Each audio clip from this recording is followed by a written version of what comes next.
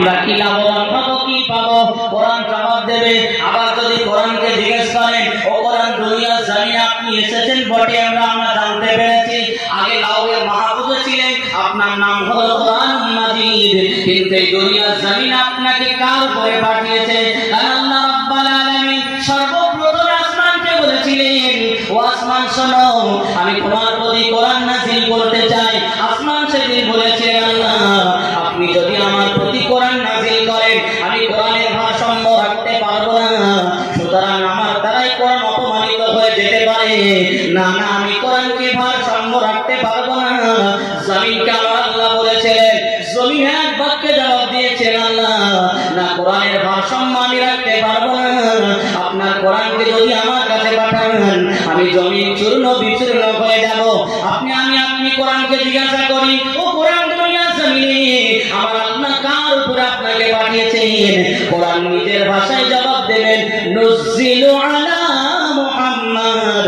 আমি কোরআন আখিরি পয়গম্বর জনাবে মুহাম্মদুর রাসূলুল্লাহ সাল্লাল্লাহু আলাইহি ওয়াসাল্লাম হুজুরের প্রতি আমার আল্লাহ আমাকে নাযিল করেছেন। বলেন সুবহানাল্লাহ। দুনিয়ার জমিনে আমরা এসেছি, আমরা আমাদের পিতামাতার ওসিলায় আমরা দুনিয়ার জমিনে এসেছি।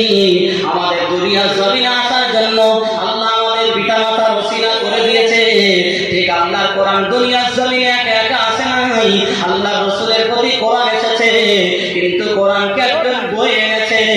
আল্লাহর কোরআনকে যদি জিজ্ঞাসা করেন, ও কোরআন একটা বার বলেন, দুনিয়ার জমিনে আপনি আখিরি পয়গম্বর জনাবে মুহাম্মদুর রাসূলুল্লাহ সাল্লাল্লাহু আলাইহি ওয়াসাল্লামের প্রতি নাযিল হয়েছে। এটা তো আমরা বুঝতে পেরেছি, কিন্তু কে আপনাকে এনেছে? কোরআন তখন বলবেন, কোরআন তখন নিজের ভাষায় জবাব দেবেন, নাযালা বিহির রূহুল আমিন। আমি কোরআন আমাকে রূহুল আমিন ওরফে হযরত জিবরিল আমিন আলাইহিস সালামের মারফত আমার আল্লাহ আমাকে দুনিয়ার জমিনে আমার নবীর উপরে নাযিল করে দিয়েছেন। বলেন সুবহানাল্লাহ। যেটা পৃথিবীর কোন কিতাব আজ পর্যন্ত নিজে বলতে পারেনি আমার পৃথিবীর পরিচয়, আমাকে কে পাঠিয়েছে, কার উপরে এসেছে, কেউ বলার ক্ষমতা নাই। আল্লাহর ওই সে গ্রন্থ একের পর এক আপনি যেটাই জিজ্ঞাসা করবেন একের পর এক জবাব দেবে। আমাদের এই ভারতবর্ষের জমিনে এক একটা রাজ্যের একটা ভাষা, এক একটা জায়গায় এক একটা ভাষা। সুতরাং কোরআনকে আপনি যদি জিজ্ঞাসা করেন, কোরআন দুনিয়ার জমিন আপনি এসেছেন এটা আমরা বুঝলাম, রাসূলুল্লাহর প্রতি আপনি নাযিল হয়েছে এটা বুঝলাম, কে আপনাকে পাঠিয়েছে? তানজিলুম মির রাব্বিল আলামিন। আমি কোরআন রবের পক্ষ থেকে এসেছি এবং আমাকে যে ভাষায় নাযিল করা হয়েছে, বিলিসানিকা আরাবিয়্যুম মুবিন। আমি কোরআন পবিত্র আরবি ভাষায় এই দুনিয়ার জমিনে নাযিল হয়েছে। বলেন সুবহানাল্লাহ। কোরআন এমন একটা জিনিস, কোন মানুষের সামনে যদি কোরআনকে তেলাওয়াত করা হয়, ইন্না হাযাল কোরআন ইহদি বিল্লাতি হুয়া ইউবাশশিরুল মুমিনিনা আল্লাযিনা ইয়ামালুনাস সালিহাতি আন্না লাহুম আজরান কাবীরা। আল্লাহ কোরআন বলছেন আমার সামনে, আমি যদি কোন মানুষের সামনে তেলাওয়াত হয়, কেউ মানুষ বুঝুক আর না বুঝুক, কোন মানুষ তেলাওয়াত করলো আর কোন মানুষ বসে বসে শুনলো, কোরআন যখন তেলাওয়াত হয় মানুষের হৃদয়টা যত পাষাণ হোক না কেন, আমার আল্লাহ মানুষের হৃদয়টা নরম করে দিয়ে কোরআনের প্রতি আসক্ত বানিয়ে দেন। বলেন সুবহানাল্লাহ। আল্লাহর নবী সেই জন্য বললেন, তোমরা নামাজের ভিতরে 5 ওয়াক্ত ফরজ নামাজ হয়ে যাবে, তোমরা যখন সালাম ফিরিয়ে দেবে, তোমরা যদি একটা আমল করতে পারো, কোরআনের একটা আমল আয়াতুল কুরসিটা যদি তেলাওয়াত করতে পারো, আল্লাহর নবী নিজেই গ্যারান্টি দিলেন ওই ব্যক্তিটা জান্নাতে যাওয়ার জন্য একটাই জিনিসের বাদী হয়ে যায়, সেই জিনিসটার নাম হলো মওত। আল্লাহ রাসূল বললেন, যদি কেউ প্রতিনিয়ত 5 ওয়াক্ত ফরজ নামাজের পরে সালাম ফিরিয়ে আয়াতুল কুরসি তেলাওয়াত করতে পারে, আল্লাহ রাসূল বললেন ওই ব্যক্তি জান্নাতি জান্নাতি জান্নাতি। বলেন না সুবহানাল্লাহ। কারণ মুসলমান হওয়ার জন্য 5টা শর্ত, আর মুমিন হওয়ার জন্য 2টা শর্ত। মুমিনের প্রথম নম্বর শর্ত, আমরা সবাই মুসলমান, কিন্তু মুমিনের প্রথম নাম্বার শর্ত হলো হারামকে পরিত্যাগ করা, হালালকে ধরা। হালাল যার ভিতরে থাকবে না, হারাম থাকবে। আমি নামাজ পড়ি, রোজা করি, হজ করেছি, এখনো পর্যন্ত সুদ ঘুষ থেকে বাঁচতে পারিনি, সুতরাং আমি মুসলমান হতে পারি, মুমিন হতে পারলাম না। কারণ মুসলমান হওয়া সহজ, মুমিন হওয়া সহজ নয়। ওই জন্য আমরা মুসলমান হয়ে আছি, মুমিন হতে আদৌ পারলাম না। যেমন যুবকেরা উলামায়ে বুঝবেন বুঝবেন না বাবা, আল্লাহর কোরআনকে আপনি যেটাই জিজ্ঞাসা করবেন কোরআন একের পর এক জবাব দেবেন। আমরা কোন তারিখে আছি, কোন মাসে আছি, কোন সময় আছি, আমাদের পিতা মাতা তারা হিসাব রাখে। মনে করুন এপ্রিল মাসের 22 তারিখে দুনিয়ার জমিনে যদি আসি, বৈশাখ মাসের 9 তারিখে যদি দুনিয়ার জমিনে আসি, একটা ডায়েরিতে নোট করে দেয় পিতা মাতা। একটা বছর যখন অতিবাহিত হয়ে যায় আমাদেরকে বলা হয় তোমার আজ 1 বছর পার হয়ে গেল। কারণ আমি তো নিজে হিসাব রাখতে পারিনি, ছোট ছিলাম, আমার পিতা আমার মাতা হিসাবটা রেখেছিল। আল্লাহর কোরআনকে যদি জিজ্ঞাসা করেন ও কোরআন দুনিয়ার জমিনে আপনি এসেছেন কিন্তু কোন মাসে আপনি এসেছেন একটা বার আমাদেরকে বলেন। আল্লাহ কোরআন বললেন শাহরু রমাদানাল্লাযী উনজিলা ফীহিল কোরআন। আমি কোরআন আমাকে রমজান মাসে নাযিল করেছেন। উনজিলা নাযিল হলো ফীহিল কোরআন, আমি রমজান মাসে পবিত্র কোরআন আমার আল্লাহ আমাকে দুনিয়ার জমিনে পাঠিয়েছেন। বলেন সুবহানাল্লাহ। আর যদি জিজ্ঞাসা করেন রমজান মাসে জানতে পারলাম কিন্তু কোন সময়, আল্লাহ কোরআন বলবেন আমি যে সময় এসেছি ইন্না হাযাল কোরআন আমি নিশ্চয়ই নাযিল হয়েছি। ইন্না আনজালনাহু ফি লাইলাতুল কদর, আমি কোরআন পবিত্র লাইলাতুল কদরের রাতে নাযিল হয়েছি। বলেন সুবহানাল্লাহ।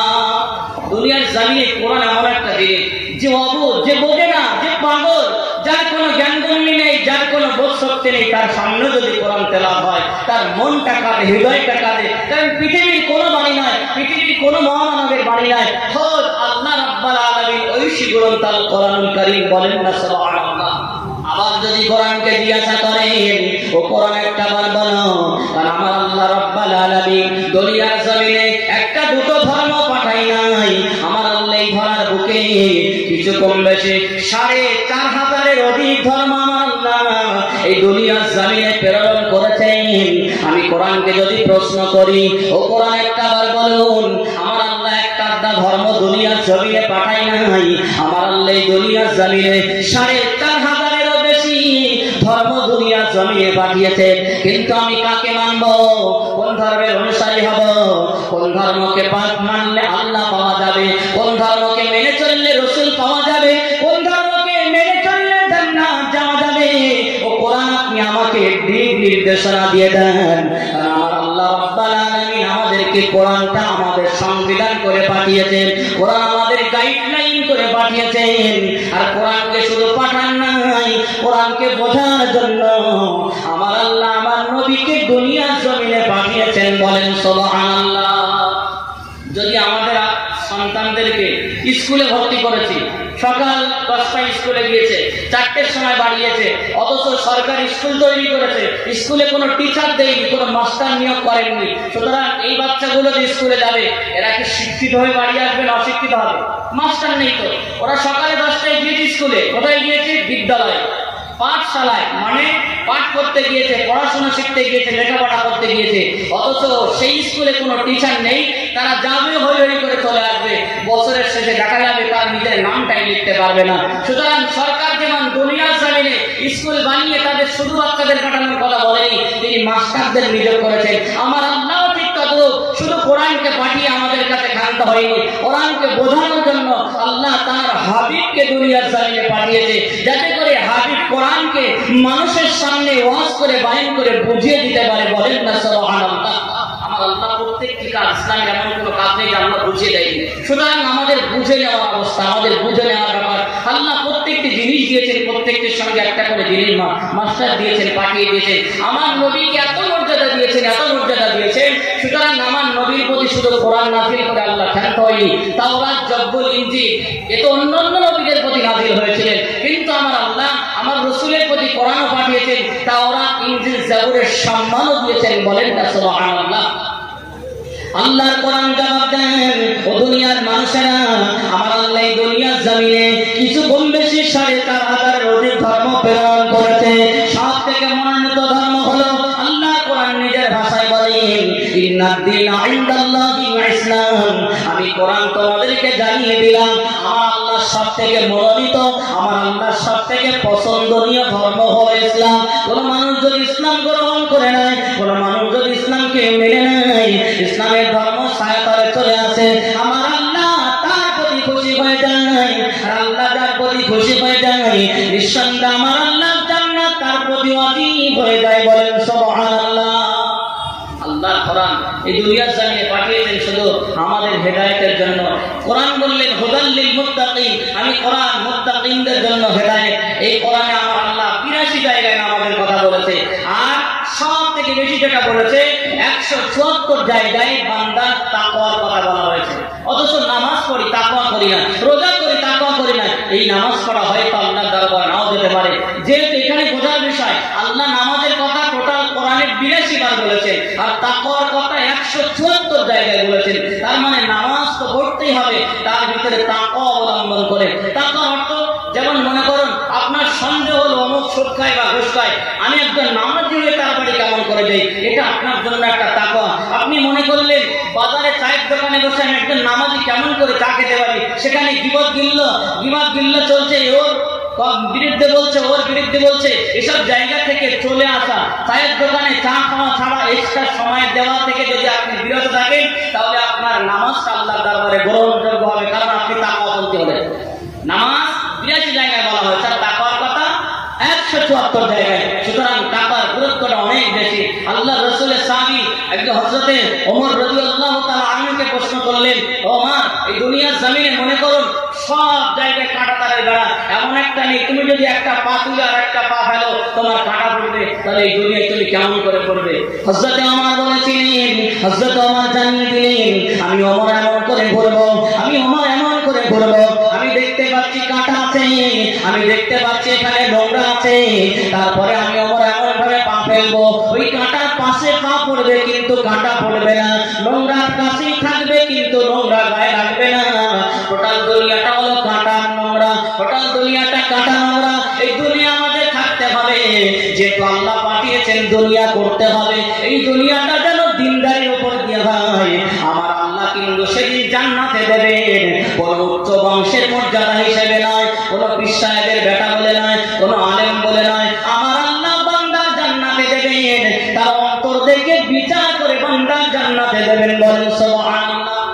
আল্লাহ যদি দেখতেন যে ওর বংশ ছোট, ও গরিব, ও অসহায়, ওর জান্নাতে দেওয়া যাবে না, ও কালো বিচ্ছিরি, ওকে জান্নাতে দেব না, তাহলে হযরতে বেলাল জান্নাতে যেতেন না। হযরতে বেলাল কালো ছিলেন, চোটনা ছিলেন, চেহারা কালো ছিলেন, বেলালের 14 পুরুষ ছিলেন দাসী। সুতরাং আল্লাহ যদি এটা মনে করতেন বেলালকে কোনোদিন জান্নাতে মেহমান বানাতেন না। আমার আল্লাহ টাকা পয়সা দেখেন না, আমার আল্লাহ অর্থবিত্ত, কত বড় আলেম, কত বড় জ্ঞানী গুণী, এটা দেখেন না। আল্লাহ দেখেন বান্দার অন্তরটা ভালো কিনা, বান্দার অন্তরটা পরিষ্কার কিনা। যে বান্দার অন্তর পরিষ্কার, অল্প আমল হলেও, যাত্রা পরিমাণ আমল হলেও, আমার আল্লাহ দয়া করে তার অন্তর পরিষ্কারের কারণে, তার মনে কোনো হিংসা না থাকার কারণে, তার মনে কোনো অহংকার না থাকার কারণে, সে কোনো হারাম জিনিসের সঙ্গে জড়িত না থাকার কারণে, অল্প আমল করেছে, বেশি আমল করতে পারেনি, কিন্তু এসব জিনিস থেকে বর্জন করার কারণে আমার আল্লাহ দয়া করে বিনা হিসেবে জান্নাতে দিয়ে দেবেন। ধরে বলেন না সুবহানাল্লাহ। হযরতে বেলাল কালো হতে পারে, হযরতে বেলালের এত মর্যাদা ছিলেন। হযরতে বেলাল মসজিদে নববীতে আযান দিতেন। সাহাবায়ে কেরামরা আল্লাহ রাসূলকে বললেন, ইয়া রাসূলুল্লাহ, বেলাল আযান দেয়, বেলালের জবানটা তোতলা, বেলাল আযান দিলে আযানের উচ্চারণটা শুদ্ধ হয় না, অশুদ্ধ হয়, পরিষ্কার হয় না, অপরিষ্কার হয়। ইয়া রাসূলুল্লাহ, আপনি বেলালকে বলেন না আপনার অমুক সাহাবা হযরত হামজা রাদিয়াল্লাহু তাআলা আনহু, তার কণ্ঠটা সুন্দর, চেহারাটা সুন্দর, উচ্চারণটা সুন্দর, মুখের জবানের কথাবার্তা খুব স্পষ্ট, সুতরাং কোনো জড়তা নাই। ইয়া রাসূলুল্লাহ, আপনি হামজাকে বলেন। আল্লাহর নবী বলেছিলেন, ও আমার সাহাবায়ে কেরামেরা, ও আমার সাহাবীরা, শুনে রেখে দাও, আমি রাসূলুল্লাহ বেলালকে বলতে পারবো না, তাও তোমরা যদি বেলালকে বুঝিয়ে বলতে পারো, আমি রাসূলুল্লাহ তোমাদের উপরে ছেড়ে দিলাম। কারণ আল্লাহ রাসূল নিজেই কোনোদিন বলবেন না বেলাল তুমি আযানটা বন্ধ করো, তোমার জবানে পর্দা। কারণ হযরতে আল্লাহর নবী জানতে বেলাল তোতলা হলেও বেলালের মনটা পরিষ্কার, বেলালের চামড়াটা কালো হলেও হযরতে বেলালকে আমার আল্লাহ বড় পছন্দ করেন। জোরে বলেন না সুবহানাল্লাহ। এটা বান্দা আল্লাহর রাসূলের সাহাবা হযরতে বেলালের কাছে গেলেন, বেলালকে গিয়ে বললেন, ও রাসূলুল্লাহ, সাহাবা বেলাল, আপনি একটা কাজ করেন, আজ ফজরের আযানটা আপনি দোয়া থেকে বিরত থাকেন, আজ ফজরের আযানটা আপনাকে দিতে হবে না। আর ফজরের আযান হযরত হামজা রাদিয়াল্লাহু আনহু দেবে। হযরত হামজা রাদিয়াল্লাহু তাআলা আনহুর কণ্ঠটা মধুময় ছিলেন, কণ্ঠটা বড় সুন্দর ছিলেন, জবানটা পরিষ্কার ছিলেন। হযরত বেলাল রাদিয়াল্লাহু তাআলা আনহুকে যখনই আযান দেওয়া থেকে বিরত করলেন, হযরত বেলালের মনটা খারাপ হয়ে গেল। মসজিদে নববীর একটা কোণায় গিয়ে বসে গেলেন। ফজরের যখন ওয়াক্ত হয়ে গেল, সুবহে সাদেক হয়ে গেল, সুবহে সাদেক যখন হয়ে গেল, হযরত বেলাল রাদিয়াল্লাহু তাআলা আনহু আযান দিলেন না।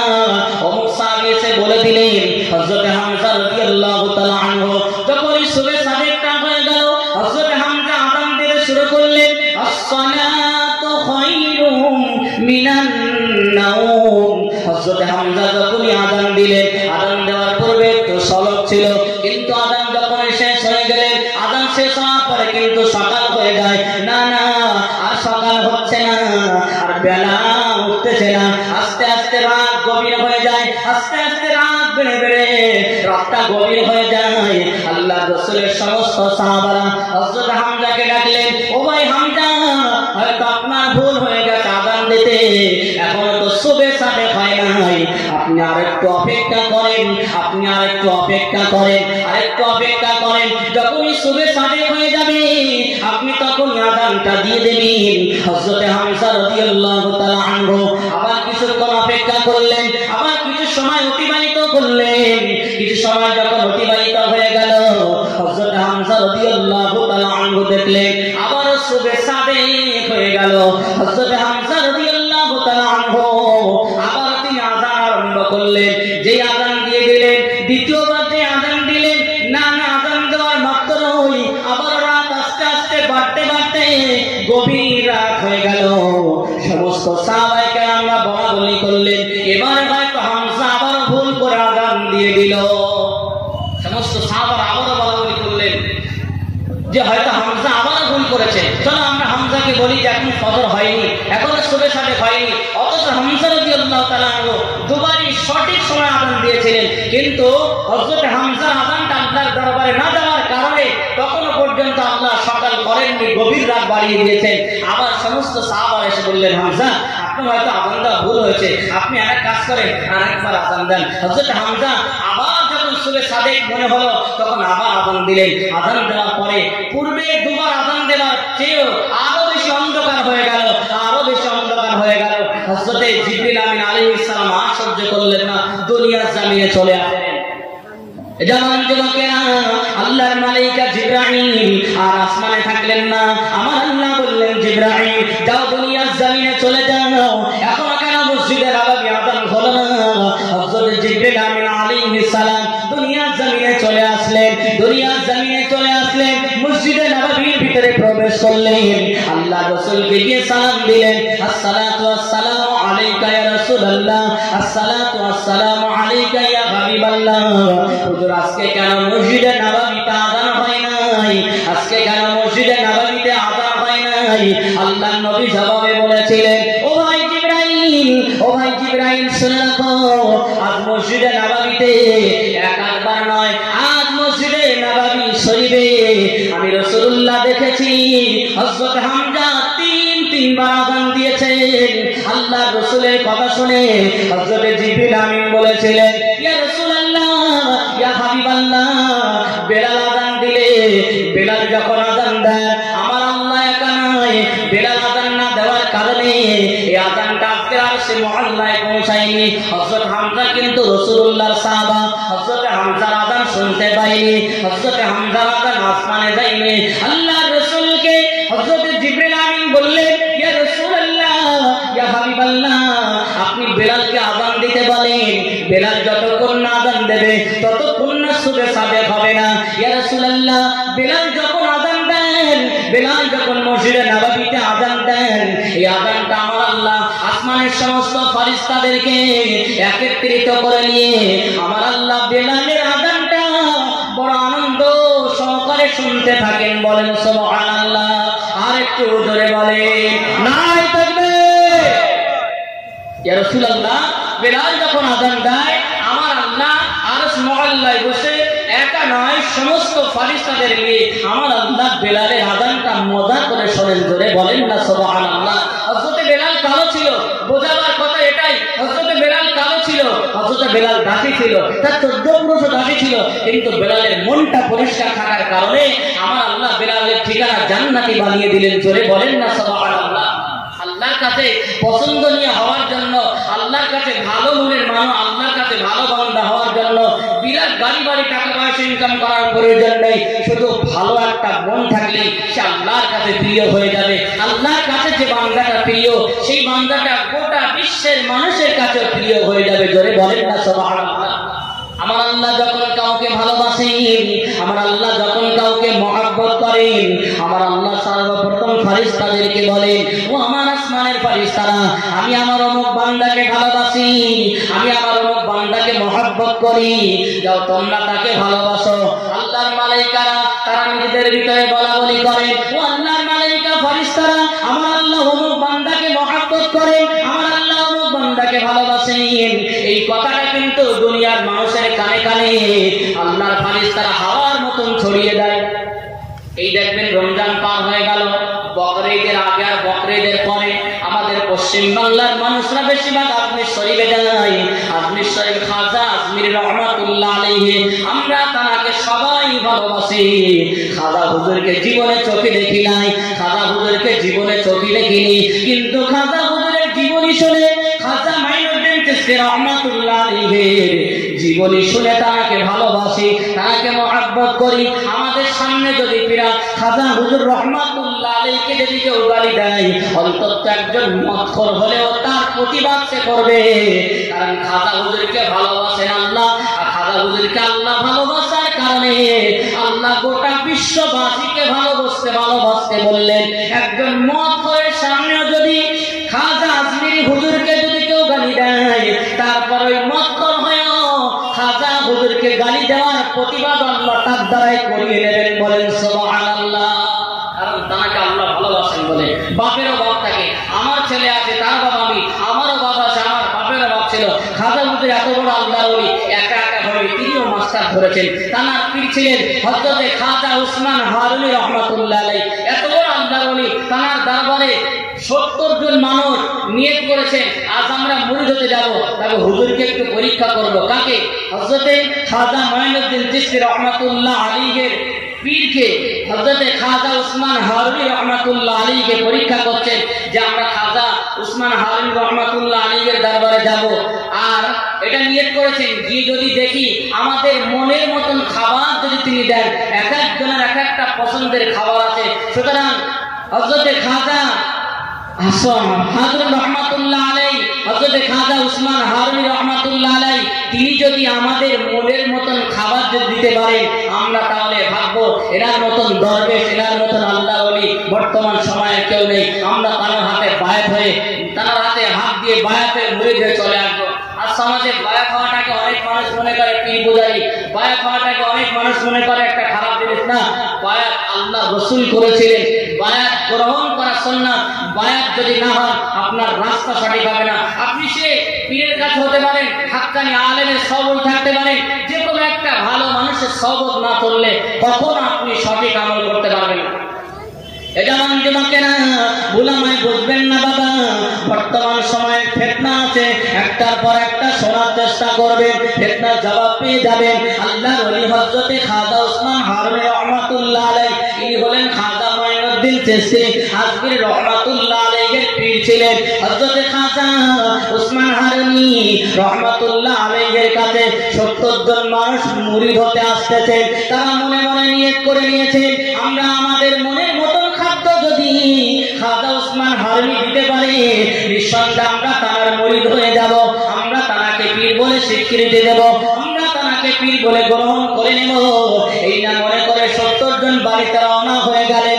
আল্লাহর ওলি হযরতে খাজা উসমান হারুনি রহমাতুল্লাহ আলাইহির বাড়ি পৌঁছে গেলেন। হুজুরের বাড়ি যখন মেহমান আসলেন, হযরতে উসমান হারুনি রহমাতুল্লাহ আলাইহি মেহমানকে ওযুর পানি দিলেন, বসতে জায়গা দিলেন, নামাজের মুসাল্লা দিলেন। জোহরের সময় হয়ে গেল, ওই 70 জন মানুষ ওযু করে নামাজ আদায় করলেন।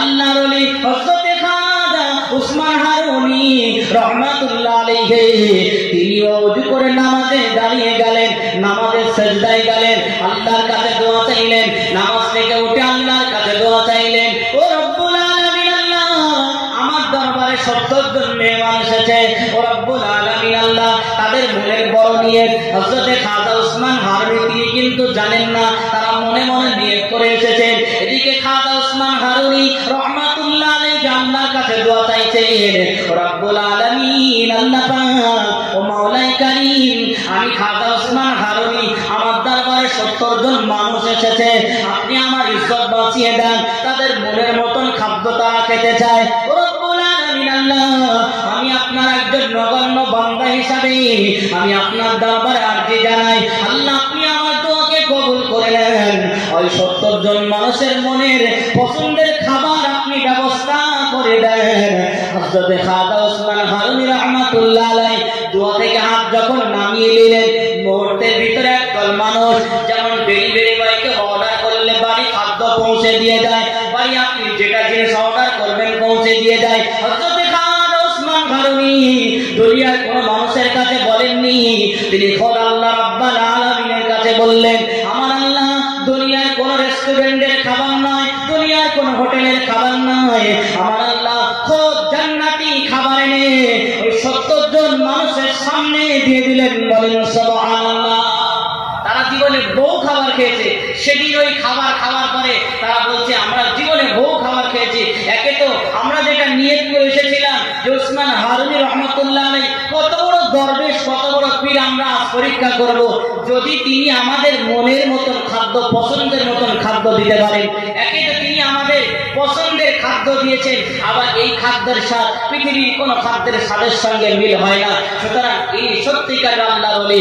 তার দেরি করলেন না, খাওয়া দাওয়া কমপ্লিট করে নিলেন, খাওয়া দাওয়া সম্পূর্ণ করে নিলেন, আল্লাহর ওলির কদম ধরলেন, ওগো আল্লাহর ওলি, ওগো খাজা উসমান হারুনি আপনি আমাদের বেয়াদবি মাফ করবেন, আপনি আমাদের ক্ষমা করবেন, কারণ আমরা আপনাকে পীর বলে মানতে এসেছিলাম, কিন্তু আমরা একটু পরীক্ষা নিতে এসেছিলাম, আপনি কত বড় দরবেশ সেটা আমরা পরীক্ষা করার জন্য আমরা 70 জন ব্যক্তি আমরা আলোচনা করলাম, যদি খাজা উসমান হারুনি রাহমাতুল্লাহ আলাইহি তিনি যদি আমাদের মনের পছন্দের খাবারটা দিতে পারেন, নিঃসন্দেহে আমরা তার হাতে মুরিদ হয়ে যাব। হুজুর বেয়াদবি নেবেন না, হুজুর আপনি আমাকে মাফ করে দেন, আজকে আপনি আমাদের পছন্দের খাবার দিলেন। আল্লাহর ওলি হযরত উসমান হারুনি রাহমাতুল্লাহ আলাইহি আর দেরি করলেন না, আর দেরি করলেন না, 70 জন মানুষের হাতে হাত দিয়ে তাদেরকে কলমা পড়িয়ে ইসলামের ছায়া তলে নিয়ে আসলেন। বলেন সুবহানাল্লাহ। আর একটু জোরে বলে।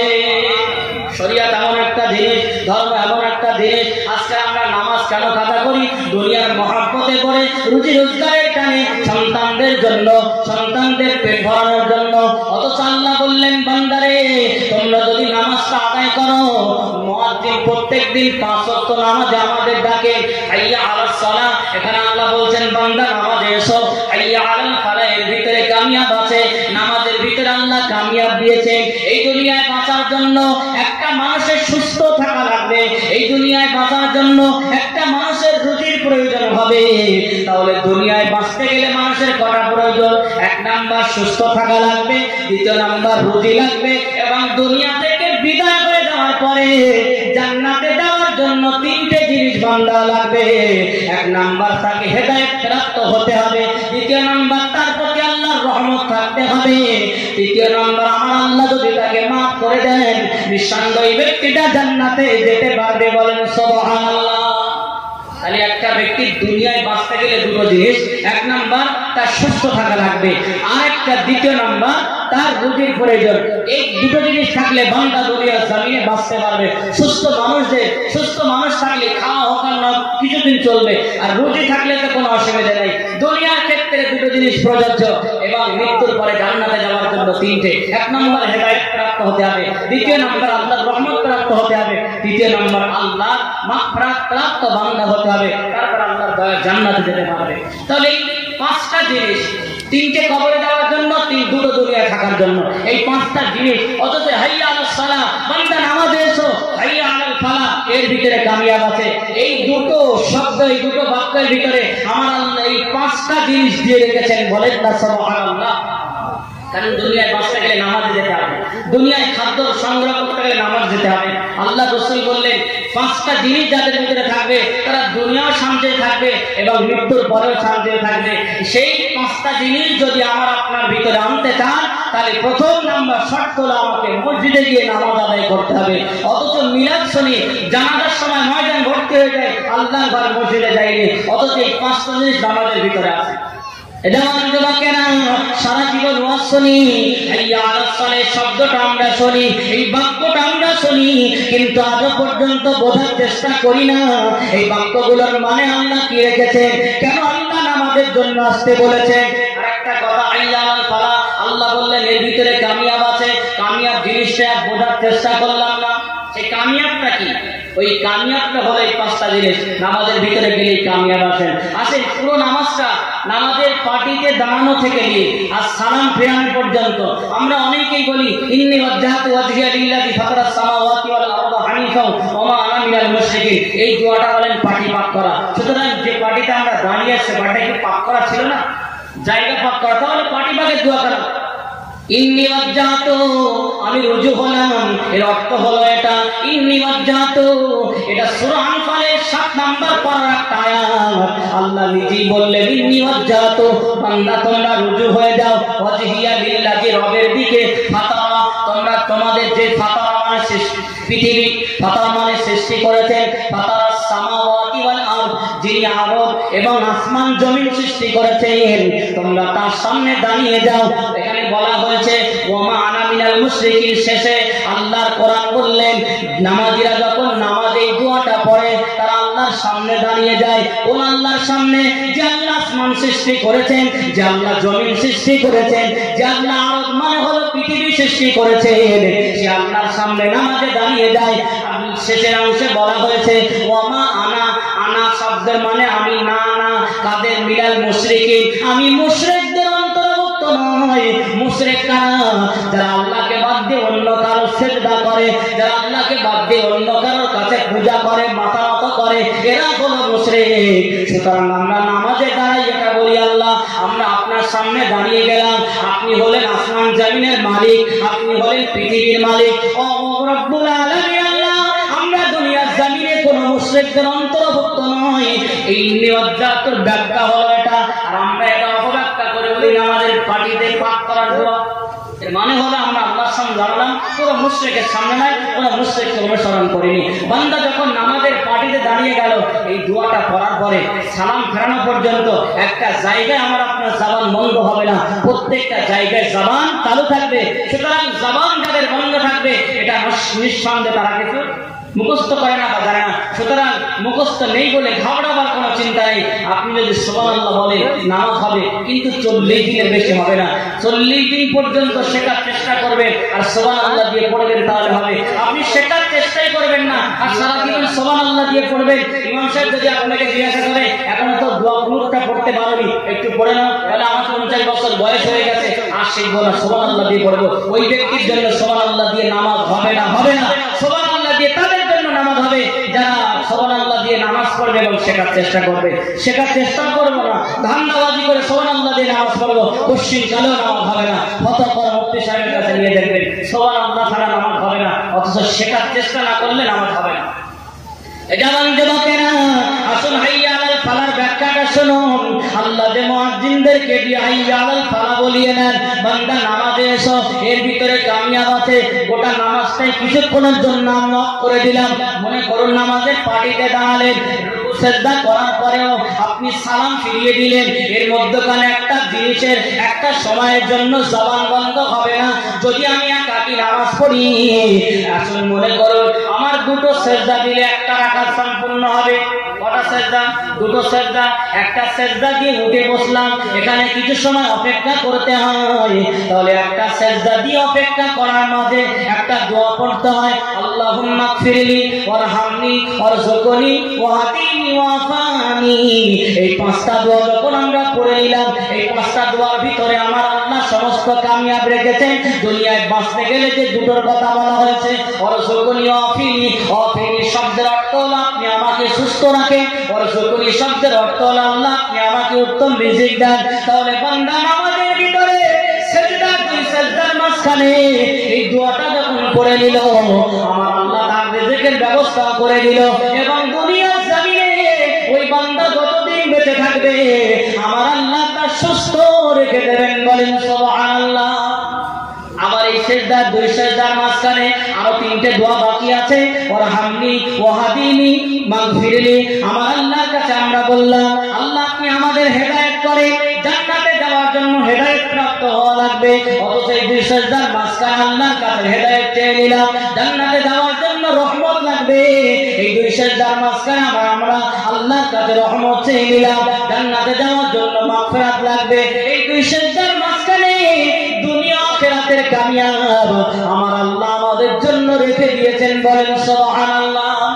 সেই জন্য তো আল্লাহ বলেছেন, বান্দা হাইয়া আলাস সালাহ, নামাজে এসো, হাইয়া আলাল ফালাহ, এর ভিতরে কামিয়াব আছে। কামিয়াব এই দুটো সেজদার মাঝখানে যে পাঁচটা শব্দ মিলিয়ে একটা বাক্য তৈরি করেছে, একটা দোয়া। এই দোয়াটা যদি কোনো মানুষ পড়তে পারে, আল্লাহুম্মা গফিরলি ওয়ারহামনি ওয়ারযুকনি ওয়াফিনি ওয়াহদিনি, আমার আল্লাহ এই পাঁচটা দোয়ার মাধ্যমে দুনিয়া ও আখিরাতের কামিয়াব রাখার কারণে হাইয়া আলাল ফালাহ বললেন, বান্দা নামাজের ভিতরে কামিয়াব আছে। সেই কামিয়াবটা মাত্র এই শব্দের ভিতরে রেখেছেন। সুতরাং গোটা নামাজটা যদি আমরা আদায় করতে পারি, আমার আল্লাহ আরো কত না নিয়ামত দেবেন।